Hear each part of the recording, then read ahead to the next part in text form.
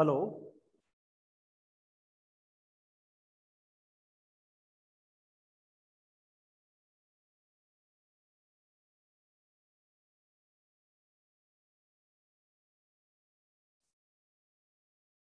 Hello.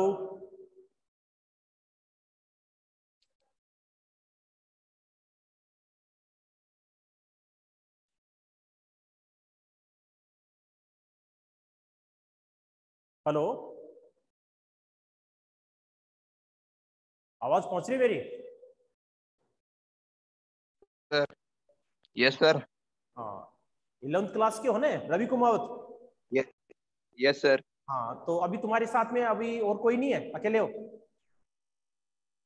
Yes sir. हाँ, तो मैं तुम्हारे को आज थोड़ा सा बताता हूँ 11th के बारे में, कोर्स के बारे में। अपने को यस सर। सब्जेक्ट का मालूम है कुछ? क्या सब्जेक्ट है, क्या है? थोड़ा सा मैंने कल वीडियो बना करके कल भेजा था, वैसे देखा था कल वाला? नो सर, मैं ग्रुप से नहीं जुड़ा वो। अच्छा ठीक है, कोई बात नहीं, आज मैं बता देता हूँ। अपने मालूम है कि अपने कौन कौन से पेपर है 11th क्लास में कॉमर्स में? तो देखो मैं फिर से एक बार बता देता हूँ।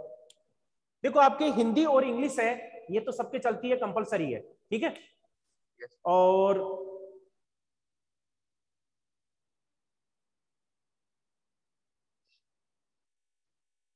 इसमें जो आपके ऑप्शनल जो सब्जेक्ट है,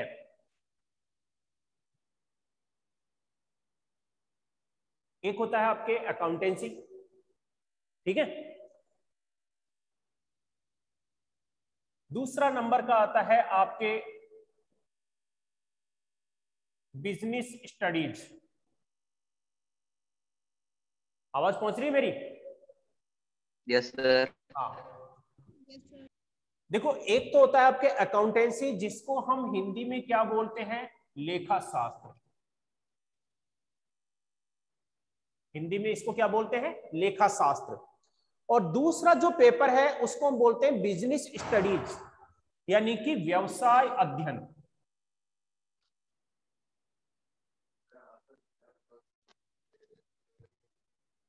ठीक है। आपके दूसरा नंबर का पेपर है ये, आपके ये आता है। ये दो ऑप्शनल है, ये तो आपको पढ़ने ही पढ़ने हैं। अच्छा, तीसरा जो ऑप्शन होता है उसके अंदर ऑप्शन होते हैं, तीन जैसे ऑप्शन होते हैं। जैसे एक होता है आपके इकोनॉमिक्स, ठीक है। दूसरा नंबर होता है आपके कंप्यूटर, और तीसरा ऑप्शन होता है आपके मैथ्स। इन तीनों में से कोई भी एक पेपर आप ले सकते हो, ठीक है। इन तीनों में से इकोनॉमिक्स, कंप्यूटर और मैथ्स, इन तीनों में से कोई भी आप एक पेपर ले सकते हो। ये दो तो कंपलसरी है, ये तो आपको लेने ही लेने हैं। और इन तीनों में से इकोनॉमिक्स है अर्थशास्त्र। इकोनॉमिक्स से आर्ट्स वालों के भी चलता है और ये कॉमर्स वालों के भी लिए चलता है, ठीक है। तो दोनों की सेम है, इनमें कोई डिफरेंस नहीं है। तो जो इकोनॉमिक्स में इंटरेस्टेड है, जिनको इकोनॉमिक्स अच्छी लगती है, वो चाहे तो इकोनॉमिक्स को ले सकते हैं, ठीक है। थ्योरेटिकल सब्जेक्ट है, थोड़ा बहुत प्रैक्टिकल इसमें आता है, और आगे भी आपको बेनिफिट होता है। अगर आप कॉलेज में आगे जाते हैं तो आपको इकोनॉमिक्स पढ़नी पड़ेगी, तो इसलिए आपके लिए फायदेमंद है, ठीक है। दूसरा सब्जेक्ट है आपके कंप्यूटर। ये ऑप्शन है आपके लिए कि इन तीनों में से कोई एक ले सकते हो। कंप्यूटर है, इसके बारे में आप जानते ही हो, क्योंकि आज का जो टाइम है वो सब कंप्यूटर का है, तो इसलिए सारा काम कंप्यूटराइज्ड है, सारा काम कंप्यूटर से करते हैं। आगे आप कहीं पर भी बैंक में, कंपनी में, कहीं भी अगर जॉब वगैरह करते हो, उसमें भी सारा काम कंप्यूटर से होता है। तो कंप्यूटर अगर सब्जेक्ट आप ऑप्शनल के रूप में लेते हो, ऑप्शनल सब्जेक्ट लेते हो, तो आपको ये बेनिफिट है कि इसमें आपको कंप्यूटर का नॉलेज मिल जाएगा। पेपर तो आपके पास है ही, और आगे भी आपको बेनिफिट है, ठीक है। तो कंप्यूटर लेने से आपको ये फायदा है। दूसरा प्रैक्टिकल होता है इसमें, तो प्रैक्टिकल होने से आपको बेनिफिट ये है कि आपकी जो परसेंटेज है वो भी बन जाती है। तो स्कोरिंग सब्जेक्ट हो जाता है कि अगर इकोनॉमिक्स में आपके अगर 85 बढ़ती है, तो इसमें आप 95 बना सकते हो, तो इतना फर्क पड़ जाता है। तो इसलिए कंप्यूटर क्या है, जो परसेंटेज अच्छी बनाना चाहते हैं, कंप्यूटर में इंटरेस्टेड है, सीखना चाहते हैं वो कंप्यूटर ले लेते हैं, और जिनको कंप्यूटर में इंटरेस्ट नहीं है वो इकोनॉमिक्स ले लेते हैं। ठीक है। तीसरा जो पेपर है वो आता है आपके मैथ्स का। मैथ्स जो है, ये जो साइंस वालों के मैथ्स चलती है वही मैथ्स इसमें चलती है, इसमें कोई डिफरेंस नहीं है। जो मैथ्स में इंटरेस्टेड है, अच्छी लगती है, मैथ्स पर अच्छी पकड़ है, वो मैथ्स लेते हैं। तो अब आपको खुद को डिसाइड करना है कि अपने को इन तीनों में से क्या लेना है। तो तीनों को में से सोच समझ करके, वैसे ज्यादातर कॉमर्स वाले क्या है, इन दोनों में से ही लेते हैं, या तो इकोनॉमिक्स लेते हैं या फिर कंप्यूटर लेते हैं। मैथ्स बहुत कम स्टूडेंट लेते हैं, क्योंकि मैथ्स ज्यादातर की जैसे अच्छी नहीं होती है, इसलिए कई नहीं लेते हैं। आगे कुछ मैथ्स में विशेष करना चाहते हैं, आप क्या है जैसे बीसीए एमसीए वगैरह करना चाहते हो, तो उसके लिए बेनिफिट है कि आप मैथ्स है वो ले सकते हो। लेकिन आप अगर इंटरेस्टेड नहीं हो तो इन आप दोनों में से कोई सा भी एक पेपर ले सकते हो। ठीक है। तो ये आपके 3 ऑप्शनल पेपर है। अकाउंटेंसी जो है आपके लेखा शास्त्र, थोड़ा मालूम है इसके बारे में तुम्हारे को कुछ? हेलो? No sir. लेखा शास्त्र नो है। सर। अच्छा ठीक है। अभी क्या है, एक सबसे पहले ये आता है कि बच्चों के सामने होता है कि कॉमर्स लेते हैं तो हमारे पास कोई स्कोप नहीं है, स्कोप नहीं है, हम क्या करें, ये सब्जेक्ट क्यों ले? देखो कॉमर्स में क्या है, स्कोप की कमी नहीं है, बस फर्क इतना सा है कि इसमें प्राइवेट सेक्टर में ज्यादा जाते हैं, गवर्नमेंट सेक्टर में कम है। इसकी वजह से ज्यादातर स्टूडेंट को ऐसा लगता है कि इसमें कोई स्कोप नहीं है। तो गवर्नमेंट सेक्टर में इसमें कम है और प्राइवेट सेक्टर इसमें ज्यादा है, और वर्तमान में अगर देखा जाए तो ज्यादातर प्राइवेट सेक्टर में मिलेंगे। अब उसमें क्या है, आपके कुछ आते हैं इसमें प्रोफेशनल कोर्स। प्रोफेशनल कोर्स कौन से होते हैं? जैसे आपके आता है सीए, ये तो नाम सुना ही है तुमने, सीए का नाम सुना है ना? Yes sir. सीए यानी कि चार्टर्ड अकाउंटेंट। चार्टर्ड अकाउंटेंट, इसके बारे में ज्यादातर जानते हैं कि चार्टर्ड अकाउंटेंट क्या होता है। कॉमर्स सब्जेक्ट वाले ही सीए कर सकते हैं, और 99% कॉमर्स वाले ही करते हैं, इसमें से सक्सेस वही होते हैं। इसमें आपको थोड़ी मेहनत थोड़ी ज्यादा करनी पड़ती है, लेकिन अगर आप सीए का कोर्स कंप्लीट कर लेते हैं तो आपकी जो लाइफ है वो शानदार हो जाती है। मतलब इसमें जो आपका फ्यूचर है बहुत ही ब्राइट है। दूसरी आपकी नॉलेज के ऊपर है कि सीए करने के बाद में आपको कंपनी है वो कैसी मिलती है। आपकी नॉलेज बहुत अच्छी है, अच्छी पकड़ है, तो आपको अच्छी कंपनी मिल सकती है, नॉलेज के ऊपर है। अब सीए करने वालों की जो इनकम है, इनकम इनकी जो है कम से कम ज्यादा से ज्यादा कितनी हो सकती है, कितनी भी हो सकती है इनकम, ये मान लो कि सीए की जो इनकम है मिनिमम आपके 50,000 से लेकर के 10 लाख रुपए तक हो सकती है मंथली।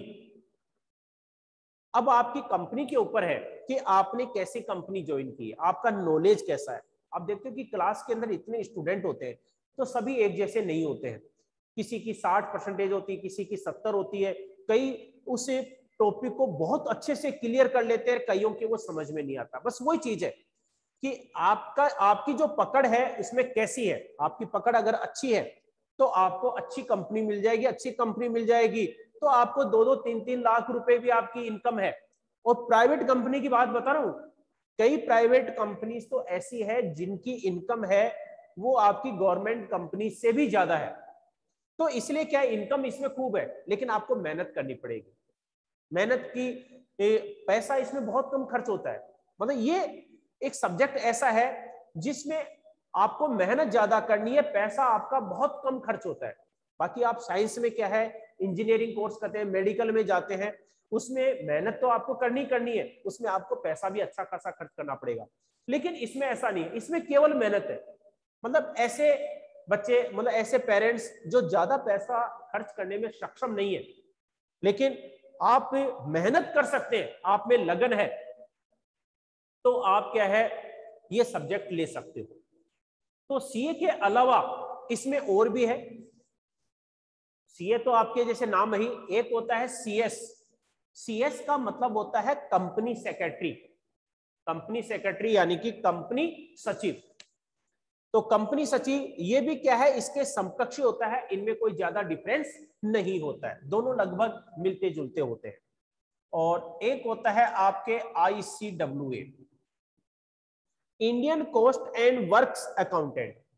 ये 3 प्रोफेशनल कोर्स होते हैं और तीनों लगभग मिलते जुलते होते हैं, इन तीनों में कोई विशेष कोई डिफरेंस नहीं होता है, लगभग तीनों मिलते जुलते होते हैं ये CA, CS और ICWA। इनकम भी लगभग थोड़ा बहुत डिफरेंस होता है, तो इसलिए इन तीनों में से आप कोई सा भी कर सकते हो, CA, CS, ICWA जो भी करना चाहते हो, इनके अंदर आपकी शानदार इनकम है। और ये खास बात है कि ये प्रोफेशनल कोर्स है, केवल कॉमर्स वाले ही कर सकते हैं, साइंस और आर्ट्स वाले नहीं कर सकते हैं। कई इसके लिए तैयारी करते हैं, लेकिन उनको क्या है, फिर वो बेसिक नॉलेज प्राप्त करना पड़ेगा, बहुत मेहनत करनी पड़ेगी, कॉमर्स वालों से डबल मेहनत करनी पड़ेगी, तब जाकर के वो ऐसा कर सकते हैं। तो कॉमर्स वालों को तो बेनिफिट है कि आपके पास सब्जेक्ट है और उसी के आपके पेपर आएंगे, तो आप ये प्रोफेशनल कोर्स कर सकते हो। ठीक है, तो ये 3 तो आपके प्रोफेशनल कोर्स है कॉमर्स वालों के लिए, CA, CS और ICWA, ये तो आप कर ही सकते हो। इसके अलावा और भी है आपके पास में, आप मैनेजमेंट का जो कोर्स है वो आप कर सकते हो। मैनेजमेंट का जो कोर्स है, जैसे आप MBA वगैरह करना चाहते हो उसके लिए, अब मैनेजमेंट का कोर्स करने के लिए बहुत सारे कोर्स होते हैं, उसमें 1 साल 2 साल 3 साल की डिप्लोमा भी होते हैं, उनमें कई 1-1 साल के। अब उसमें क्या है, जैसे आपके मार्केटिंग है,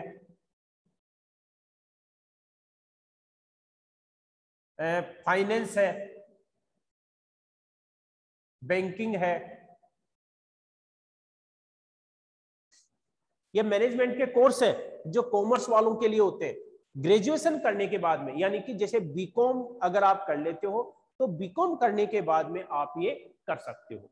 तो बीकॉम करने के बाद में आप ये काम है ये आप करो इसमें, और उसके बाद में आप किसी भी मल्टीनेशनल कंपनी में, कईयों में बैंकों में भी आजकल क्या जॉब निकलती है, उनके अंदर आप जा सकते हो। और इसलिए क्या है, कॉमर्स वाले देखो कि इसमें गवर्नमेंट सेक्टर की वो परवाह नहीं करते कि गवर्नमेंट सेक्टर में उनका नंबर आता है या नहीं आता है, वो प्राइवेट सेक्टर में भी जा सकते हैं, यानी कि कोई बेरोजगार नहीं रह सकता है। वर्तमान में क्या है, हाँ ये कि एजुकेशन जो फील्ड है इनके अंदर आपके कॉमर्स वाले बहुत कम आते हैं। एक बार देखना सब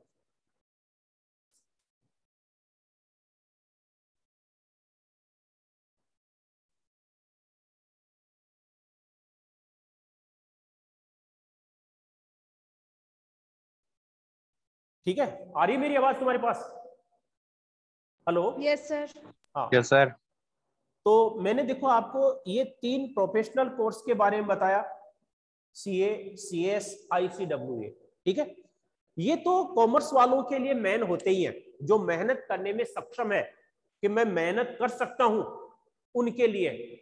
और ये कोर्स ऐसे हैं कि अगर आप ये कर लेते हो तो आपकी लाइफ क्या बहुत शानदार हो जाती है, इनकम भी आपके पास अच्छी खासी है, मतलब आप कहीं भी किसी डॉक्टर या इंजीनियर से कम नहीं है अगर आप ये कोर्स कर लेते हो। लेकिन यह है कि आपको मेहनत करनी पड़ेगी, बगैर मेहनत के आप नहीं कर सकते। पैसा आपका नाम का खर्च होता है इसके अंदर, लेकिन मेहनत है। इसके अलावा आपके मैनेजमेंट का जैसे कोर्स करते हो विशेष, तो अब उनमें क्या है, आप जैसे आपके मार्केटिंग में है, फाइनेंस में है, बैंकिंग में है, इनके अंदर आपके कोर्स होता है। और ये कोर्स मैंने बताया था ग्रेजुएशन करने के बाद में, यानी कि बीकॉम करने के बाद में आप ये कर सकते हो। ठीक है, इसके अलावा कॉमर्स वालों के लिए और भी ऑप्शन है। कॉमर्स वालों के लिए और ऑप्शन क्या है कि जैसे वो गवर्नमेंट सेक्टर में जाना चाहते हैं, तो गवर्नमेंट सेक्टर में आप फर्स्ट ग्रेड का एग्जाम होता है टीचर्स के लिए, क्योंकि गवर्नमेंट सेक्टर में क्या है, टीचर्स में कम है इसमें एजुकेशन फील्ड में। इसीलिए क्या है, ज्यादातर स्टूडेंट और पेरेंट्स के दिमाग में यही बात रहती है कि स्कोप नहीं है कॉमर्स में, क्योंकि एजुकेशन फील्ड में क्या है, आर्ट्स और साइंस वाले ज्यादा है, कॉमर्स वाले कम मिलेंगे। क्योंकि कॉमर्स में क्या है, आपके फर्स्ट ग्रेड ये केवल थर्ड ग्रेड और सेकंड ग्रेड तो है ही नहीं, क्योंकि 9th-10th में कोई सब्जेक्ट नहीं है, 8th क्लास तक नहीं है। ये कॉमर्स के लिए ये थोड़ी सी एक कमी है इसमें।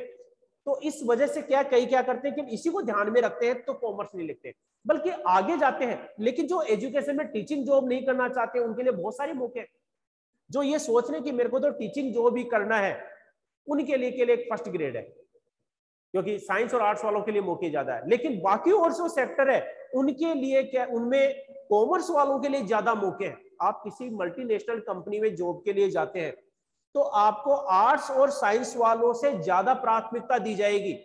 अगर आप कॉमर्स के हो, कंप्यूटर के हो, आपको अच्छा नॉलेज है, आपके पास कोई जॉब की कमी नहीं है, ठीक है। तो ये आप सोचो मत, उसके अंदर ऐसा नहीं है। तो इसमें केवल फर्स्ट ग्रेड है, आप टीचिंग जॉब में जाते हो 11th 12th को पढ़ाने के लिए, उसमें आपको जैसे एमकॉम करना पड़ेगा, बीएड करना पड़ेगा, ठीक है। ये तो टीचिंग जॉब के लिए हो गया। और कॉलेज में जाते हो तो कॉलेज में आपको वही जैसे और करते हैं, वो नेट या स्लेट आपको करना पड़ेगा, एग्जाम होता है, उसके बाद में आप कॉलेज में भी लेक्चरशिप के लिए अप्लाई कर सकते हो। तो कॉमर्स वालों के लिए उसके लिए भी मौके हैं। इसके अलावा कंपटीशन के जो एग्जाम है आपके अकाउंटेंट और जूनियर अकाउंटेंट, ये एग्जाम होते हैं कंपटीशन के, और हर साल ये गवर्नमेंट के द्वारा एग्जाम होते हैं। कई बार लेट हो जाते हैं तो 1 साल की जगह 2 साल भी हो जाते हैं।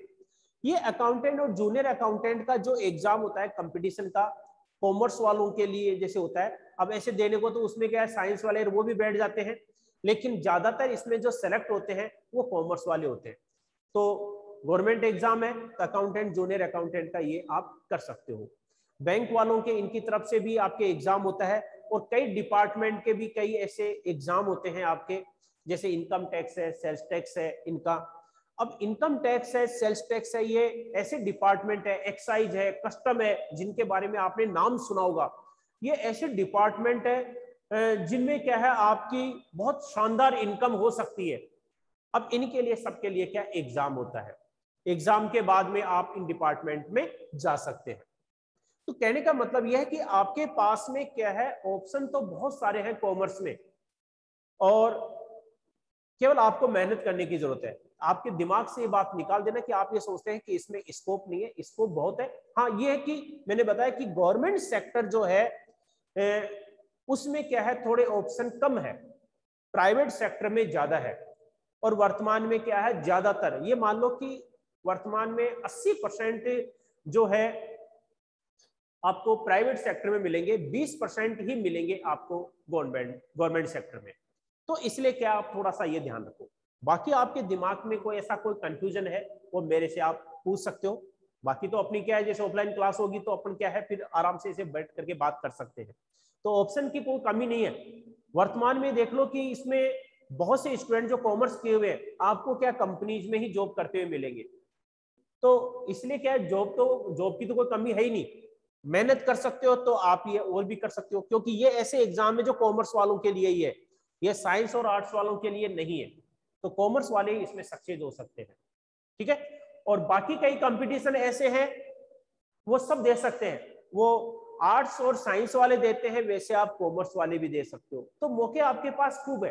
तो ये बात के दिमाग से निकाल देना कि हमारे पास स्कोप नहीं है। स्कोप का मैंने बताया कि टीचिंग जॉब है, उसके अंदर मतलब स्कूलों में आप पढ़ाने के लिए जाते हो, उसमें आपके पास मौके कम है। केवल फर्स्ट ग्रेड है, 11th और 12th को पढ़ाने के लिए फर्स्ट ग्रेड होता है, 9th 10th को पढ़ाने के लिए कॉमर्स का नहीं, इसलिए 9th 10th में सब्जेक्ट है ही नहीं, कोई पेपर नहीं। आपने देखा होगा 9th 10th में कॉमर्स का कोई पेपर नहीं है, कोई बुक नहीं है कॉमर्स की, ठीक है। इसलिए थोड़ा सा आपके पास ऑप्शन कम है उसमें टीचिंग जॉब में। बाकी और सेक्टर में आपके पास बहुत सारे ऑप्शन है।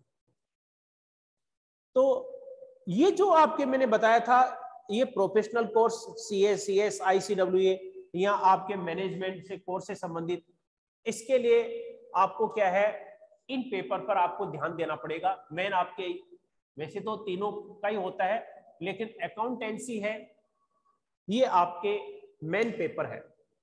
लेखा शास्त्र मेन पेपर आपके इसलिए हो जाता है कि CS, ICWA करने के लिए सबसे ज्यादा इसी के ऊपर ध्यान देना पड़ता है, ठीक है। प्रैक्टिकल सब्जेक्ट है, मैथ्स की तरह स्कोरिंग सब्जेक्ट है। मैथ्स की तरह ये हो जाता है कि अगर आप जैसे पेपर में क्वेश्चन है कि कोई 3 नंबर का है, 4 नंबर का क्वेश्चन है, 4 नंबर का क्वेश्चन है आपके बिल्कुल सही है तो 4 में से 4 ही आएंगे, बिल्कुल सही है तो पूरे के पूरे। मतलब ऐसा सब्जेक्ट है जिसमें आप 100 में से 100 ला सकते हो, मैथ्स की तरह सब्जेक्ट, इतना स्कोरिंग सब्जेक्ट है। दूसरा अगर आपका इंटरेस्ट है, मन है, मन लगा कर कर रहे हो, समझ में आ गया, तो सबसे ज्यादा इंटरेस्टिंग है, सबसे ज्यादा मन करेगा आपको पढ़ने का अकाउंटेंसी।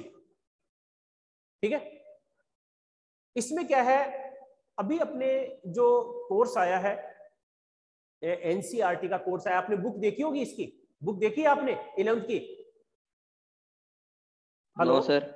हाँ, तो बुक आपने देखी, हिंदी में है वो बुक, हिंदी में देखिए ना। Yes sir. हाँ, वो हिंदी में है। अपने अकाउंटेंसी की जो बुक होती है वो अधिकतर इंग्लिश में होती है, और पिछले साल से आपके कोर्स से जो चेंज हुआ है, एनसीईआरटी का कोर्स आया है, और एनसीईआरटी का जो कोर्स है वो अधिकतर क्या है, इंग्लिश मीडियम में होता है, इंग्लिश में होता है। तो अपने हिंदी मीडियम वालों के लिए और किताबें हिंदी में होती है, तो अकाउंटेंसी भी क्या कर दी, हिंदी में ट्रांसलेट कर दी, जबकि अकाउंटेंसी टोटल इंग्लिश में आती है। इसमें सारा काम क्या है, इंग्लिश में होता है। और आगे भी अगर आप पढ़ते हो, जैसे ये कोर्स करना चाहते हो, उन सब के लिए आपको काम क्या है, इंग्लिश में करना पड़ेगा। तो आपके लिए बहुत अच्छा है, क्योंकि आप प्रोफेशनल कोर्स करना चाहते हो, उसमें आपको अच्छी जो बुक्स मिलेगी वो सब आपको इंग्लिश में मिलेगी, तो आपको काम सारा इंग्लिश में करना होता है। लेकिन अभी आपकी जो बुक्स दे रखी है हिंदी में दे रखी है, लेकिन आपको काम जो है इंग्लिश में करना है। और जैसे मैं कराऊंगा आपको हिंदी और इंग्लिश दोनों में, जैसे कराऊंगा वो क्लियर हो जाएगा, उसमें ऐसा कुछ भी नहीं है, 99 100% समझ में आएगा, ऐसा कुछ चांस है ही नहीं कि आपके समझ में नहीं आए, बिल्कुल समझ में आएगा। तो अकाउंटेंसी आपकी ये मेन सब्जेक्ट इसलिए है क्योंकि इन कोर्सेज को करने के लिए इसके ऊपर हमारे को ज्यादा ध्यान देना पड़ता है। दूसरा जो पेपर है बिजनेस स्टडीज, व्यवसाय अध्ययन। व्यवसाय अध्ययन जो है ये आपके थ्योरेटिकल पेपर है। इसमें क्या है, व्यवसाय के बारे में बताया गया है, थ्योरी के बारे में कि व्यवसाय क्या होता है, व्यवसाय कितने प्रकार का होता है, थोक व्यापार, फुटकर व्यापार क्या होता है, ठीक है, जो होलसेल, रिटेलर, ठीक है, ये क्या होता है।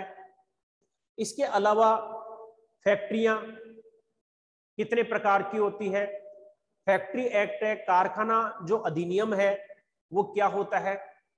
इसके अलावा व्यापार में अब आयात और निर्यात करते हैं, जिसको हम बोलते हैं इंपोर्ट और एक्सपोर्ट। तो इंपोर्ट क्या होता है और एक्सपोर्ट क्या होता है, और इसका प्रोसीजर क्या है। जैसे आप बड़े लेवल पर काम कर रहे हो, आपकी फैक्ट्री है और उसके अंदर आप ऐसी वस्तु का उत्पादन कर रहे हैं जिसके लिए कच्चा माल बाहर से चाहिए, विदेशों से आता है, तो उसका प्रोसीजर क्या है इंपोर्ट करने का, आयात करने का। आपका माल बाहर जा रहा है तो उसका प्रोसीजर क्या है, निर्यात करने का, एक्सपोर्ट करने का।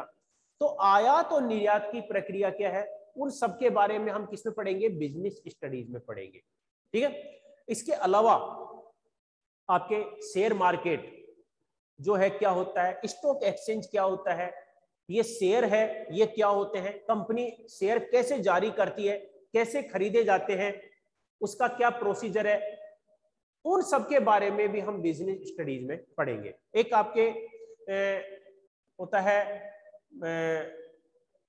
इसमें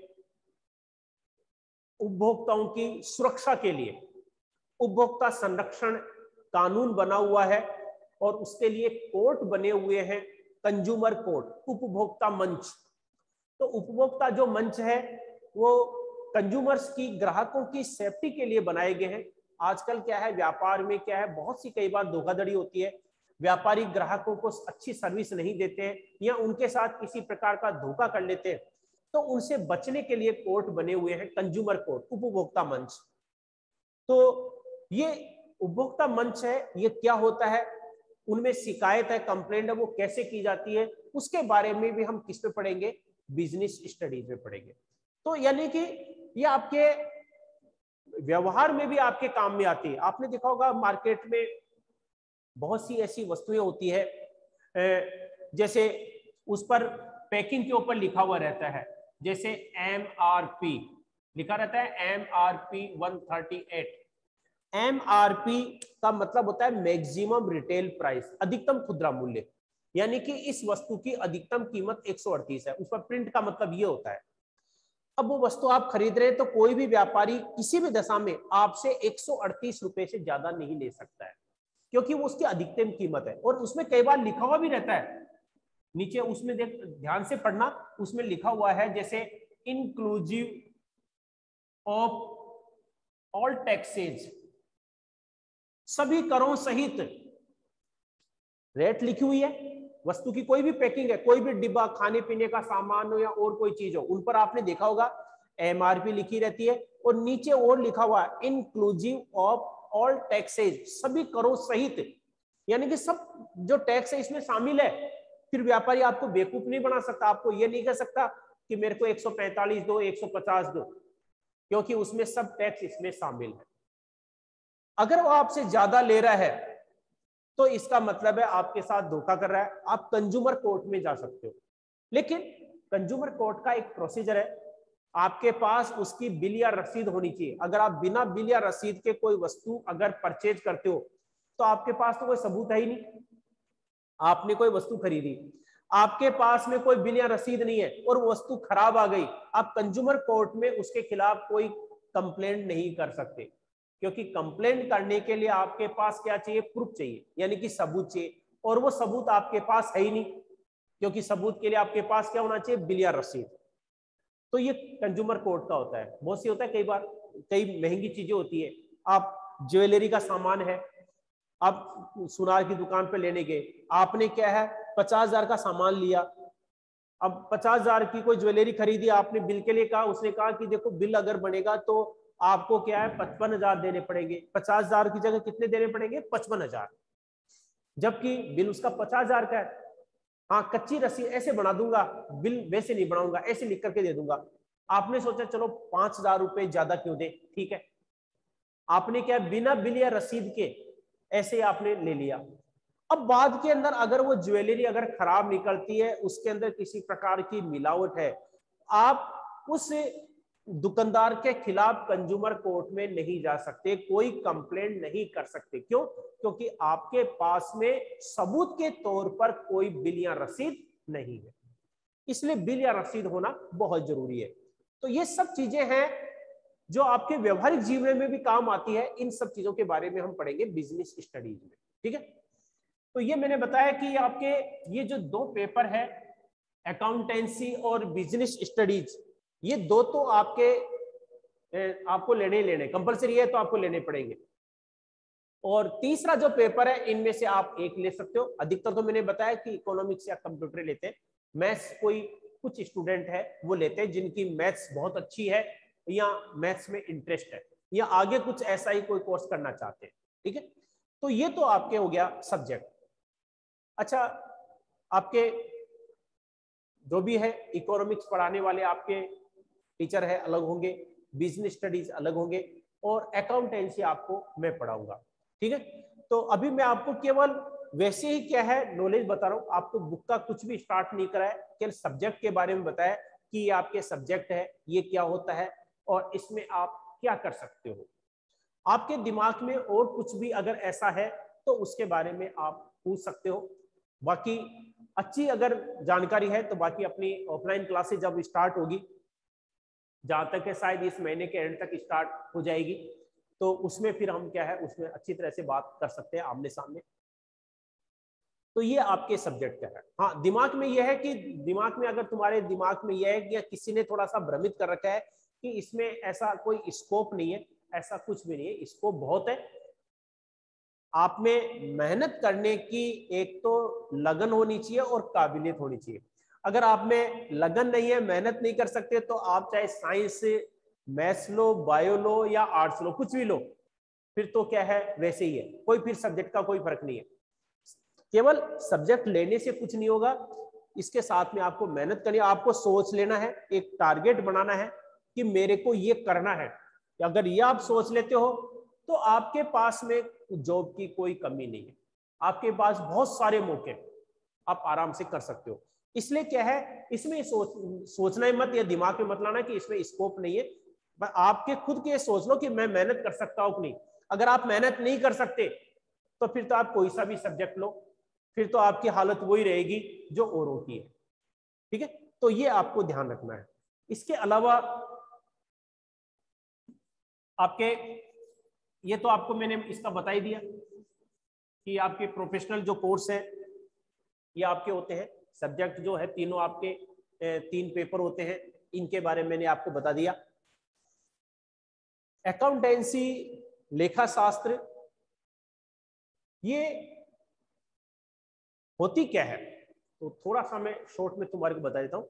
और कल से मैं आपको क्या है रेगुलर इसके बारे में थोड़ा सा बुक की जो टॉपिक है वो थोड़ा सा मैं स्टार्ट कराऊंगा। आपके साथ में जो और भी स्टूडेंट है उनको थोड़ा सा बोल देना साथ में, तो थोड़ा वो भी कनेक्ट हो जाए, ठीक है। वो अपना जो टाइम है 9:40 का जो टाइम है उसके ऊपर वो कनेक्ट हो जाए। हाँ, तो मैं ये बता रहा था कि लेखा शास्त्र है, ये होती क्या है। लेखा शास्त्र, व्यापारी क्या करता है, व्यापार में बहुत सारे लेन देन होते हैं। हम क्या है कॉमर्स में पढ़ते ही व्यापार के बारे में, और अधिकतर व्यक्तियों के द्वारा व्यापार किया जाता है, बिजनेस किया जाता है, तो उनके लिए तो सब्जेक्ट बहुत फायदेमंद है, क्योंकि उनको थ्योरेटिकल नॉलेज मिल जाती है और प्रैक्टिकल में भी क्या उनको ये काम करना पड़ता है, ठीक है। तो इसलिए इस सब्जेक्ट का आपको फायदा है। अब इसमें क्या है, व्यापारी के बहुत से ट्रांजैक्शन होते हैं, उसके द्वारा माल खरीदा भी जाता है, बेचा भी जाता है, उधार लेन देन भी होते हैं, नकद लेन देन भी होते हैं, खर्चे भी होते हैं। व्यापारी इन सबको याद नहीं रख सकता। ये कन्फर्म है कि व्यापारी ने अगर 10 दिन पहले किसी को माल बेचा था, अगर वो आज मालूम करना चाहे कि 10 दिन पहले मैंने किस किस को माल बेचा था, तो वो उसको याद नहीं रहेगा। इसके लिए क्या करना पड़ेगा, उसको लिखना पड़ेगा, क्योंकि जब तक वो अपनी कॉपी के अंदर उसको लिखेगा नहीं तब तक व्यापारी याद नहीं, सबके लेन देनों को याद नहीं रख सकता। कारण क्या है कि लेन देन एक नहीं होते, बहुत सारे होते हैं, और इतने सारे लेन देनों को याद रखना किसी भी व्यापारी के लिए पॉसिबल नहीं है, और मालूम करना भी जरूरी है, क्योंकि व्यापारी क्या है, कई व्यक्तियों के साथ उसके ट्रांजैक्शन उधार में होते हैं, उधार में माल बेचा, कई कस्टमर होते हैं जो रेगुलर उधार माल लेकर के जाते हैं, या आप व्यापारी हो, आप उधार माल बेच रहे हो, वो हर महीने क्या है आपसे क्या है महीने में 2-3 बार सामान ले जाता है, बीच बीच में कुछ पेमेंट कर जाता है, फिर बाकी रह जाता है। अब अगर आपको मालूम करना है कि अब उसे कितना पैसा लेना है, तो कैसे मालूम करोगे, यानी कि लिखे बगैर तो याद नहीं कर सकते, क्योंकि ऐसे जो कस्टमर होते हैं बहुत सारे होते हैं, हजारों की संख्या में होते हैं, और इतने सारे व्यक्तियों के बारे में याद रखना बड़ा मुश्किल है। तो किस व्यक्ति से कितना पैसा लेना है या किस व्यक्ति को कितना पैसा देना है, इसको मालूम करने के लिए व्यापारी क्या करता है, अपनी पुस्तकों में उसको लिखता है। लेखा पुस्तकों में व्यापारी के द्वारा रजिस्टर या बहियां जो होती है उनके अंदर लिखा जाता है, और इन रजिस्टर में या बहियों में जो लिखा जाता है, लिखने को हम बोलते हैं अकाउंटिंग। लिखने को हम क्या बोलते हैं, अकाउंटिंग। हिंदी में इसको क्या बोलते हैं, लेखांकन। लेखा पुस्तकों में अंकन करना, लेखा पुस्तकों में अंकन करना या लिखना, इसी को हम क्या बोलते हैं, लेखांकन। और लेखा पुस्तकों में लिखा जाता है, जो भी लेन देन होता है लिख लिया जाता है। ये लिखने का भी एक नियम होता है, सिद्धांत होता है, निश्चित नियमों और सिद्धांतों के आधार पर ही लेखा पुस्तकों में इन लेन देनों का लेखा किया जाता है। अच्छा, ये नियम और सिद्धांत कौन कौन से होते हैं, जिन नियमों का पालन करना पड़ता है व्यापारी को, ये नियम और सिद्धांत होते हैं लेखा शास्त्र में। लेखा शास्त्र वह पुस्तक होती है जिसमें वो नियम और सिद्धांत होते हैं, जिन नियमों और सिद्धांतों को ध्यान में रखते हुए व्यापारी के द्वारा पुस्तकों में लेखा किया जाता है, ठीक है। तो उसको लेखा शास्त्र कहते हैं, और लिखने को हम बोलते हैं लेखांकन, ठीक है। तो ये आपके लेखा शास्त्र होता है। तो लेखा शास्त्र एक वह पुस्तक होती है जिसमें निश्चित लेखा पुस्तकों में लेखा करने के नियम और सिद्धांत होते हैं, और उन नियमों और सिद्धांतों को ध्यान में रखते हुए व्यापारी के द्वारा लेखा पुस्तकों में लेन देनों का लेखा किया जाता है। लेन देन, जिसको हम इंग्लिश में क्या बोलते हैं, ट्रांजैक्शन। ट्रांजैक्शन, जिसको हिंदी में हम क्या बोलते हैं, लेन देन। व्यापारी के द्वारा माल खरीदा भी जाता है, बेचा भी जाता है, नकद भी माल खरीदा बेचा जाता है, और उधार में भी खरीदा बेचा जाता है। भुगतान किया भी जाता है और लिया भी जाता है। इसको हम क्या बोलते हैं? ट्रांजैक्शन। इंग्लिश में बोलते हैं ट्रांजैक्शन और हिंदी में हम क्या बोलते हैं? लेन देन। इसमें क्या है, बुक को स्टार्ट करने से पहले कुछ शब्द है जो अपने काम में आते हैं, उन शब्दों के बारे में मैं आपको बताऊंगा। तो वो शब्द मैं आज तो आपको नहीं बता रहा, कल मैं आपको बताऊंगा। तो कल आपके साथ में और भी थोड़े स्टूडेंट हैं, वो थोड़े कनेक्ट होते हैं, जुड़ते हैं, तो फिर मैं आपको इसमें एक थोड़ा सा लिखवाना स्टार्ट कर दूंगा। थोड़ा शुरू में क्या है, थोड़ा सा अटपटा सा लगता है, अजीब लगता है, बोरिंग सा भी लगता है, क्योंकि कारण क्या है, आप 11th क्लास में सब्जेक्ट लेते हैं तो आपके लिए सारे नए होते हैं और ये भी आपके लिए नया है, तो थोड़ा सा अजीब सा लगता है कि ये क्या है, ये लेखांकन, लेन देन, ये क्या होता है। तो अभी आपका थोड़ा सा इंटरेस्ट नहीं है, तो इंटरेस्ट आपके बढ़ जाएगा, उसमें ऐसा कोई दिक्कत नहीं है। तो शुरू में आपको अटपटा लगता है तो उसकी तरफ ध्यान देने की जरूरत नहीं है। आप केवल जो मैं बता रहा हूँ उसको केवल ध्यान से आपको सुनना है, समझना है, ठीक है। आगे हम जैसे जैसे करते जाएंगे आपके वो क्लियर होता जाएगा, ऐसा कुछ भी नहीं है। हाँ, बस ये गारंटी दे सकता हूँ कि जो भी मैं पढ़ाऊंगा आपको 100% समझ में आएगा, 99 नहीं 100% समझ में आएगा। तो इसलिए आप इसकी तरफ बस इस वीडियो को आप ध्यान से देखें, सुने, ठीक है, और उसको समझने की कोशिश करें, बस यही है, और बाकी ऐसा कुछ भी नहीं है। इसमें क्या है कि करने से पहले जो मैंने बताया ना कि शब्द होते हैं, उन शब्दों के बारे में मैं आपको लिखा दूंगा और उसके बाद में आप वो काम में ले सकते हैं। अच्छा, इसमें कॉमर्स में क्या है, आप केवल यही नहीं है कि हम केवल ये काम कर सकते हैं, और भी आपके पास मौके कैसे हैं, मौके आपके व्यवहारिक जीवन में आपके काम में आती है। व्यवहारिक जीवन में काम कैसे आती है?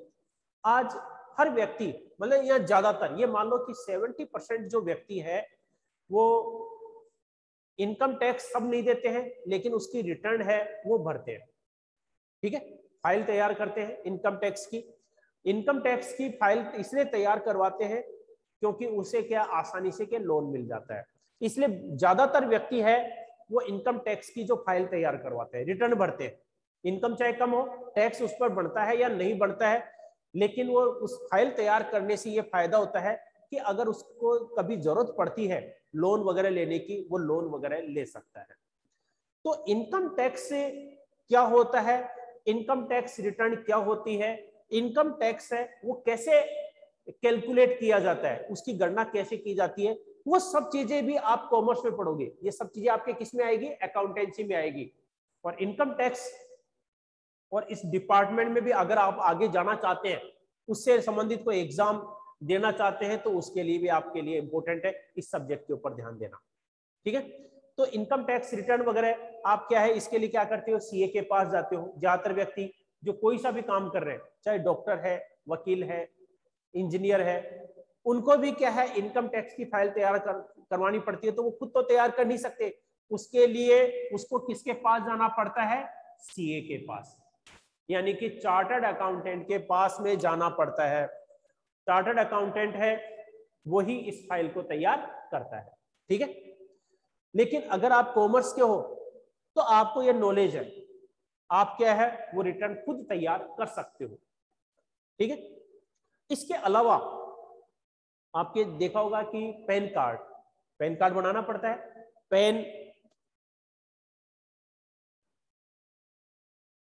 पैन का पूरी इसकी फुल फॉर्म क्या है? इसका पूरा नाम है permanent account number. Pan card आपने देखा होगा आजकल बैंक में खाता सभी को खुलाना पड़ता है।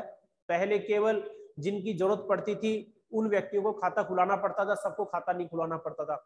अब आपको स्टूडेंट को भी खाता खुलाना पड़ता है, क्योंकि बहुत सारे ऐसे काम होते हैं जिनके लिए आपको बैंक में खाता खुलवाना ही पड़ता है। बगैर खाता खुलवाए आप वो काम नहीं कर सकते। तो खाता अगर आप खुलवा रहे हैं तो उसके साथ में आपको पैन नंबर देना पड़ता है। ये पैन नंबर होता है, इसी को हम बोलते हैं पैन कार्ड। तो ये पैन कार्ड वगैरह कैसे तैयार किया जाता है, ये क्या है कॉमर्स वालों के लिए बहुत थोड़ा आसान हो जाता है, क्योंकि उनको थ्योरेटिकल नॉलेज मिल जाती है। बैंक में आप खाता खुलवाते हैं तो खातों के बारे में आपको मालूम है कि खाते बैंक में कितने प्रकार के खोले जाते हैं? ये 4 प्रकार के खाते होते हैं। एक होता है सेविंग्स अकाउंट, ठीक है, सेविंग्स अकाउंट जिसको हम बोलते हैं बचत खाता।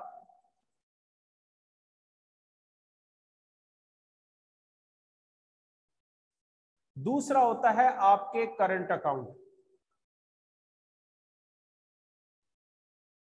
इसको हम बोलते हैं चालू खाता।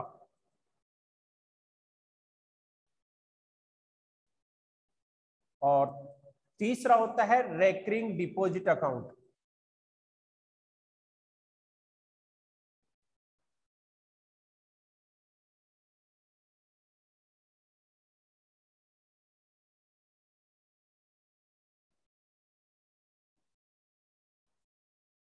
आवर्ती जमा खाता।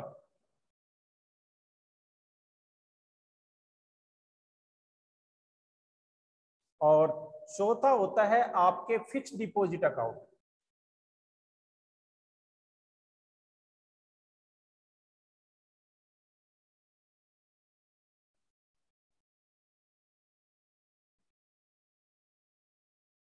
स्थायी जमा खाता।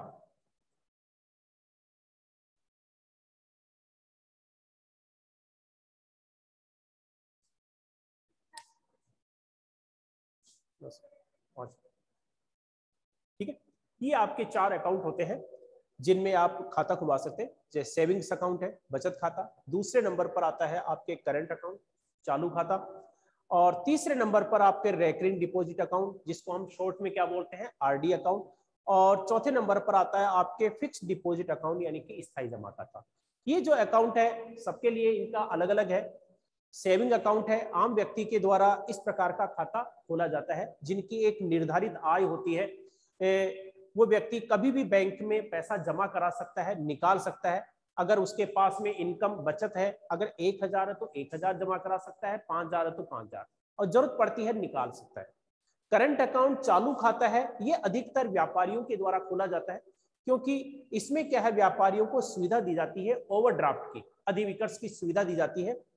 ये सुविधा अन्य किसी खाते में नहीं होती है, इसलिए ये खाता केवल व्यापारियों के द्वारा खोला जाता है। और अधिकतर बैंक है इस पर कोई ब्याज नहीं देते हैं, कुछ बैंक इस पर ब्याज देते हैं, लेकिन एक मिनिमम बैलेंस से ज्यादा रहने पर ही ब्याज दिया जाता है, अन्यथा इस पर कोई ब्याज नहीं दिया जाता है। Recurring deposit account, RD account, इसमें क्या होता है, इसमें आप निर्धारित समय तक एक निर्धारित राशि आपको जमा करानी पड़ती है। जैसे फिक्स कर देते हैं कि आपको 5 साल तक पैसा जमा कराना है, कितना पैसा, आप हर महीने कितना पैसा जमा कराओगे, ये निर्धारित पैसा आपको जमा कराना पड़ता है। और फिक्स डिपॉजिट अकाउंट, स्थायी जमा खाता, ये एक स्थायी खाता है जिसमें एक निश्चित राशि एक निश्चित समय के लिए जमा करवाई जाती है। हो गया